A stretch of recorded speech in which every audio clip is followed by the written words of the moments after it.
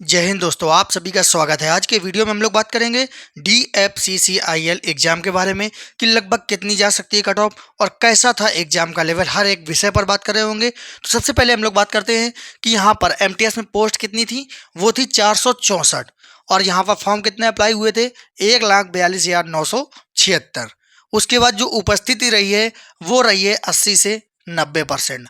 बहुत सारे लोग आपसे कहेंगे कि 50% लोग थे, 60% लोग थे, तो ऐसा बिल्कुल भी नहीं है। ऐसा कोई सेंटर ही नहीं था जहाँ 50 से 60% लोग हों, जबकि हर एक सेंटर पर 80%, 90%, मतलब सारे के सारे लोग उपस्थित थे। क्योंकि मैंने कई और बच्चों से भी पूछा था, उन्होंने यही कहा कि लगभग सारे लोग आए हुए थे और अगर 5-10% बच्चा अनुपस्थित है तो उसको अनुपस्थित नहीं कहा जा सकता है। जो लोग आपको बता रहे हैं कि ये 50% था, 60% था, वो लोग NTPC या अदर एग्जाम को देखकर कह रहे हैं कि इतने ही लोग आए होंगे, लेकिन ऐसा नहीं है। यहाँ पर अटेंडेंस 80 से 90% थी। अब उसके बाद बात करें CBD 2 की, तो CBD 2 में 20 गुना लोग जाएंगे, तो 464 का अगर 20 गुना देखा जाए तो लगभग 9280 स्टूडेंट होता है। अब उसके बाद जो इंपॉर्टेंट चीज कि आंसर की कब तक आएगी, देखिए ये आंसर की आपको 16 या 17 तक देखने को मिल जाएगी। और उसके बाद नॉर्मलाइजेशन कितना, देखिए 2 दिन में एग्जाम हुआ है, 3-3 शिफ्टें थी, तो नॉर्मलाइजेशन तो होगा ही क्योंकि एक से ज़्यादा शिफ्ट हुई है। तो नॉर्मलाइजेशन में 4 से 5 नंबर का फर्क पड़ेगा। वहीं पर अगर बात करें कि कौन सी शिफ्ट हार्ड थी या सिंपल थी, भाई ये बिल्कुल भी नहीं बताया जा सकता है कौन सी शिफ्ट हार्ड है कौन सी सिंपल है। जैसे ही आंसर की आएगी और इसका एवरेज स्कोर पता चलेगा, उसी से ये जानकारी मिलेगी कौन सी शिफ्ट हार्ड है या सिंपल है। क्योंकि इतने ज़्यादा रिव्यू भी नहीं मिले हैं, ना ही लोगों ने अटेम्प्ट बताया कि मैंने इतना अटेम्प्ट किया है। और एक चीज़, अटेम्प्ट से बिल्कुल अंदाज़ा नहीं लगा सकते हैं कि ये शिफ्ट सिंपल है या हार्ड है।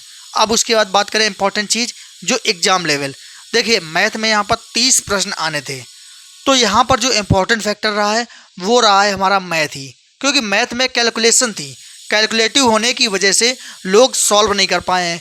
दूसरी चीज़, जैसे ही आपका एग्ज़ाम ओपन हुआ है तो सबसे पहला पोर्शन मैथ का ही था, तो जैसे ही मैथ खुला लोग सॉल्व करने लगे हैं। और मैथ इतनी कैलकुलेटिव थी कि इसको सॉल्व करते करते पढ़ते पढ़ते कुछ लोग तो लास्ट तक पहुंच भी नहीं पाए, पूरे के 100 प्रश्न देख भी नहीं पाए हैं।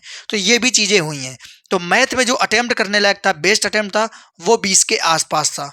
इसके ऊपर जिसने भी अटेम्प्ट किया है 25 तक कैसे भी पहुंचा है, ये समझ लीजिए उसने लास्ट में कुछ ना कुछ प्रश्न छोड़ दिए होंगे या बहुत जल्दीबाजी में टिक किया होगा।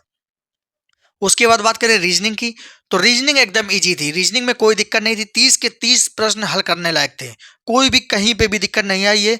और बात करें यहाँ पर मैथ की, मैथ का लेवल यहाँ पर हार्ड था, इसको हम लोग मॉडरेट भी नहीं कह सकते हैं। क्योंकि आपने देखा होगा रेलवे के जितने एग्जाम हैं वहाँ मैथ इतनी टफ नहीं आती है, चाहे LP हो, चाहे JEE हो, चाहे टेक्नीशियन हो, जो भी एग्जाम अभी हुआ है मैथ बिल्कुल आसान थी। लेकिन यहाँ पर जो हर एक प्रश्न था ना मैथ का, वो ठीक ठाक था, अच्छा प्रश्न था जो आपको सॉल्व करना था। कुछ अगर सिंप्लीफिकेशन की छोड़ दें, मैंने आपको जब पिछला वीडियो डाला था DFCCIL का, उसमें बताया था कि यहाँ पर आपको 4 से 5 प्रश्न सिंप्लीफिकेशन के देखने को मिलेंगे। और ये चीज़ आपको देखने को मिली होगी, हर एक सेट में, हर एक शिफ्ट में 4 से 5 प्रश्न सिंप्लीफिकेशन के थे, वो भी ज़्यादा कठिन नहीं थे। तो इन्हीं की वजह से ये 20 भी अटेम्प्ट हो गए हैं, वरना ये और कम अटेम्प्ट होता। कि मैथ इंपॉर्टेंट फैक्टर रहा है। उसके बाद रीजनिंग की बात करें, ईजी थी, आराम से स्कोर किया जा सकता था। GK की बात करें, देखिए रीजनिंग में आप 25 तो आसानी से ला सकते थे। मैथ की बात करें, 20 जो अच्छा बच्चा है वही ला सकता है, उसके बाद 15 प्लस स्कोर आसानी से लाया जा सकता था। वहीं GK की बात करें, GK भी मॉडरेट थी, इसका मतलब यहाँ पे 7 से 8 प्रश्न किए जा सकते थे। साइंस, मैं आपको लगातार कह रहा हूँ कि आप लोग NCERT पढ़िए, NCERT पढ़िए, पूरे के पूरे 15 प्रश्न NCERT से ही रखे हुए थे। जो NCERT पढ़ गया था भाई उसने तो यहाँ अच्छा स्कोर किया होगा, लेकिन फिर भी यहाँ पर जो सिंपल प्रश्न थे वो 8 से 10 ऐसे प्रश्न थे जो सिंपल थे, आराम से कर सकते थे आप। और जिसने NCERT पढ़ी है ना, डायरेक्ट 1 लाइनर प्रश्न था, वो पूरे के पूरे यहाँ पर अटेम्प्ट किया होगा साइंस में।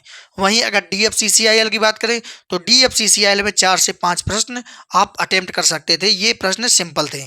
बाकी जिसने बहुत ज़्यादा पढ़ी है, बहुत ज़्यादा रेलवे के नॉलेज है, तो भाई वो 6-7 तक भी पहुंचा होगा, ऐसा नहीं है कि नहीं पहुंचा होगा। लेकिन मैं ये मान के चलता हूँ कि 4-5 ही एवरेज रहा ओवरऑल अगर हम लोग बात करें। क्योंकि मैक्सिमम बच्चों ने 85 का अटेम्प्ट लिया है या तो 90 का अटेम्प्ट लिया है, और कुछ ऐसे बच्चे हैं जिन्होंने 75 तक अटेम्प्ट लिया है।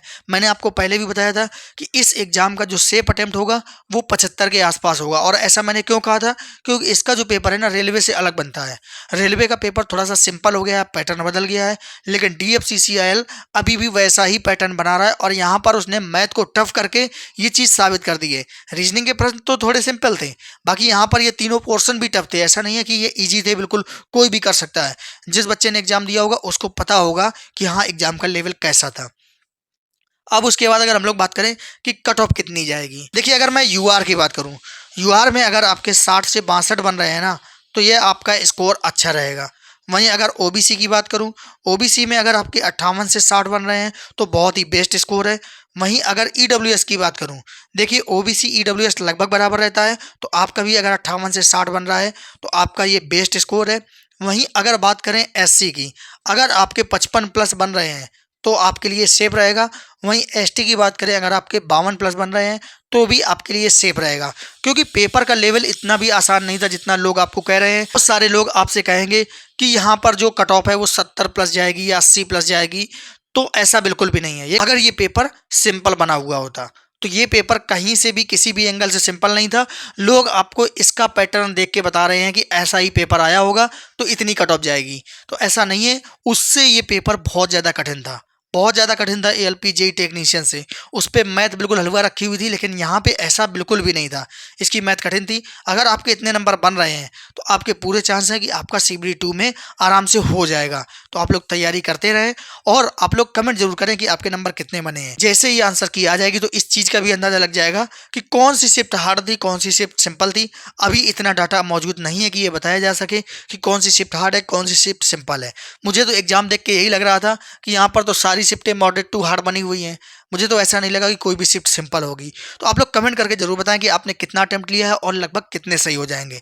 तो मिलते हैं अगले वीडियो में नई जानकारी के साथ। जय हिंद।